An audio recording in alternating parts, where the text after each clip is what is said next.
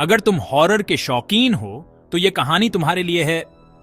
ये कहानी है एक ऐसे होटल की जो दिखने में तो साधारण लगता है, लेकिन इसके अंदर छुपा है एक भयानक रहस्य। रोहित की कहानी और वो रात जिसने उसकी जिंदगी बदल दी। रोहित एक साहसी युवक था जिसे डरावनी कहानियों और भूतिया जगहों में जाने का शौक था। एक दिन उसे एक पुराने सुनसान होटल के बारे में पता चला, जिसके बारे में कहा जाता था कि वहां भूतों का बसेरा है। एक सुनसान अंधेरी सड़क है। रोहित ने ठान लिया कि वह इस होटल में एक रात बिताएगा और इस रहस्य का पर्दाफाश करेगा। वह अपने दोस्तों को बताकर अकेले ही उस होटल की ओर निकल पड़ा। रोहित कांपते कदमों से एक पुराने डरावने होटल के पास जाता है। होटल की इमारत जर्जर हो चुकी थी और उसके चारों ओर घना जंगल था। जैसे ही वह होटल के पास पहुंचा, उसे एक अजीब सी ठंडक महसूस हुई। किसने सोचा था यहां आऊंगा, लेकिन कोई चारा नहीं, वो बुदबुदाता है। उसके मन में डर और उत्सुकता दोनों ही थे।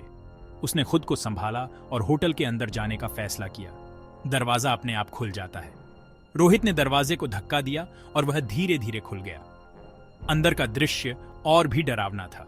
अंदर तो घुप अंधेरा है। रोहित ने अपने मोबाइल की टॉर्च जलाकर अंदर का मुआयना किया।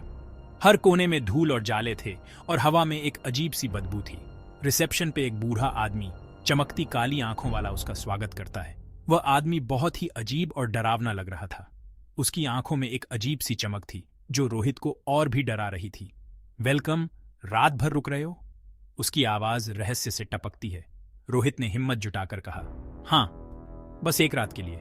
बूढ़े आदमी ने एक अजीब सी मुस्कान के साथ उसे देखा और एक पुरानी टूटी फूटी चाबी दी। रोहित झिझकता है। हाँ, बस एक रात के लिए।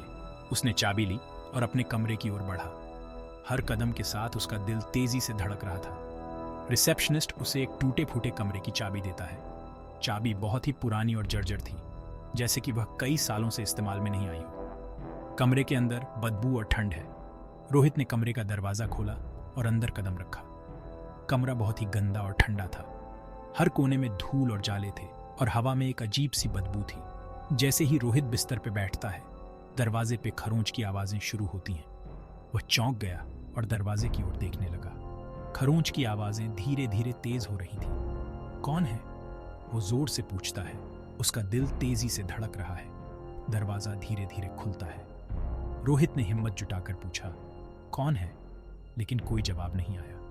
दरवाजा धीरे धीरे खुल रहा था और रोहित का दिल तेजी से धड़क रहा था। एक साया अंदर आता है। एक सफेद साड़ी में औरत, बिना चेहरे के। रोहित चीखता है, नहीं! वह साया धीरे धीरे कमरे के अंदर आ रहा था। रोहित ने देखा कि वह एक औरत थी, लेकिन उसका चेहरा नहीं था। वह डर के मारे चीख पड़ा। साया आगे बढ़ता है और एक ठंडी हवा कमरे को ढक लेती है। अचानक सन्नाटा। वह साया रोहित की ओर बढ़ रहा था और कमरे में ठंडी हवा फैल गई।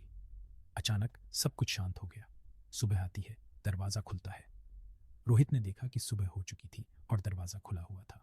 वह समझ नहीं पा रहा था कि रात भर क्या हुआ।